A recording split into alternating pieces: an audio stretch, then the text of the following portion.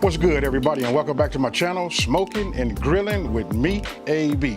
First off, let me just go ahead and say, hey, thank you to the National Pork Board for sponsoring this video. Now, with that being said, you guys read the title, so you know what I'm doing. I'm getting ready to make a pulled pork. And listen, you got to stay to the end, because at the end, I'm going to give you 3 options so you guys can see what you can do with this pulled pork. Hey, so with that being said, I'm not going to over talk it. We finna get right into this prep, and we finna make it happen. As you can see, look, I got my pork. Look, some people call it pork butt, but it's actually pork shoulder, right? And I'm gonna show you this part right here. You can see right here, this is the bone. It's got the bone in. And after this is smoked and everything has, like all the juices and the flavors, everything is good, this right here should just pull straight out, and then we're gonna shred it. Now what you wanna do is get yourself, a sharp knife, right? I'm using a fillet knife, and because I like to start with all of my meats to be at room temperature, look, the fat won't cut as good, right? So you wanna have a sharp knife. What you wanna do is you wanna cut it and you wanna trim it. It's okay, little bit at a time, because you don't wanna cut too much off. And that right there is what you're seeing is, listen, I have trimmed it, and all of the fat that you see now is like super soft, and you know it's gonna render once it gets up to temperature, right? So we're gonna flip it over. Now you can look at that. Look at the marbling in that pork. You cannot beat that, and that's right there is what ensures that it becomes juicy. Now I'm gonna be using a sweet and spicy pork rub, right? Which I'll leave the ingredients down in the description box below. Now we're gonna use a binder, right? And this time I'm gonna be using, the W sauce. You can use the W sauce, or you can go ahead and use, just regular, yellow mustard. But after you go ahead and rub your butt, then what you wanna do is you wanna get your rub and just start sprinkling it on there, and you wanna be liberal with it. Listen, there's no such thing as there's too much. You just wanna get it coated. I pat it on there and make sure it sticks to the W sauce, because that was our binder, right? So you just wanna put it everywhere.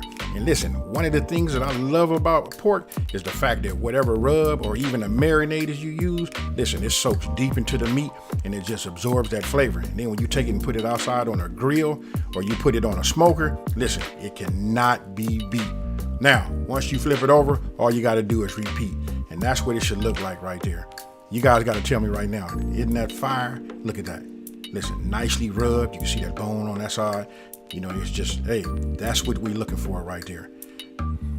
Now, once that's complete, you want to make sure your smoker's up to temp, and we're going to be smoking at 250 degrees for at least the first 5 hours. Then when you put it inside, you want to insert it with the cap side up, so that way it renders down and just melts all over there. Then you insert your probe, and then listen, we're looking for an eternal temp of 195 to 200 degrees. Okay, it's been 3 hours. Let's go ahead and give it a look. I'm liking what I see. You can see it starting to form a bark. You can see that bone right there.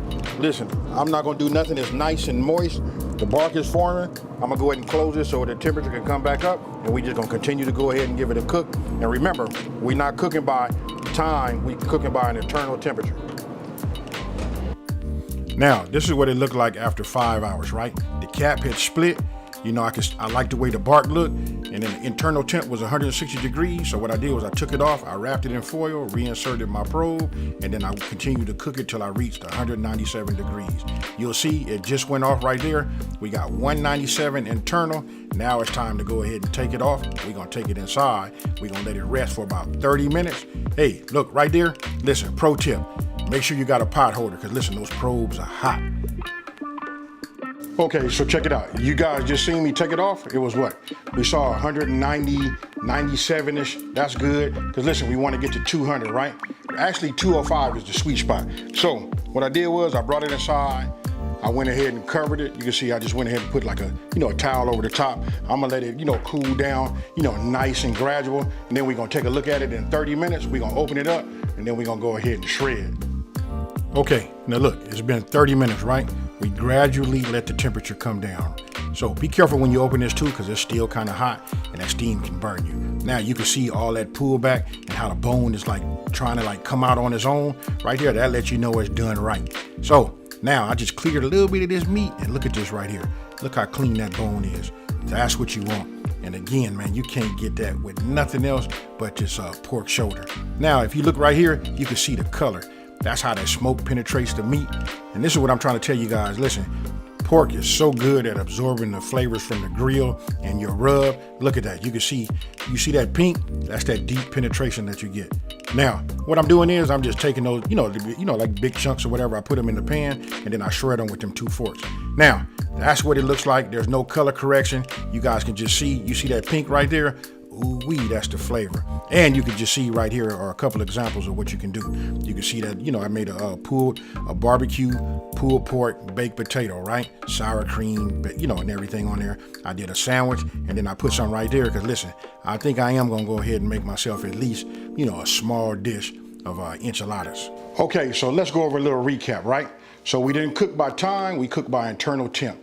You know what, super easy. Once you insert that probe, you know what I mean, then you know what's going on, exactly what's inside that meat, right? So the first 5 hours, we didn't do anything, but we let that bark set, right? Once that top cap splits, then we went ahead and wrapped it, reinserted our probe, and then we didn't look at it no more, it didn't bother it, and then we were looking for that sweet spot, right? That's anywhere between 195 and 200 degrees Fahrenheit. Once we achieved that, I brought it inside. I put it, you know, on my little baking tray so it can cool. I put a towel over there so it can gradually come down, you know, nice and slow. And after 30 minutes, then I opened it up. And then what you saw is I pulled that bone out. You can see how clean it was. You know what? It was just like super clean, right? So after that bone comes out, then you just take yourself 2 forks and then you just go ahead and shred. Now, I said a whole lot in that recap, but now it's time to eat some. So I'm gonna go ahead. Ooh-wee. Look, cheers.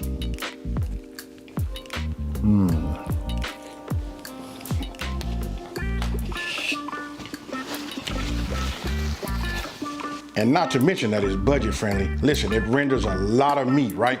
So listen, you can spread it, you can make enchiladas. As you saw, I did a pulled pork sandwich.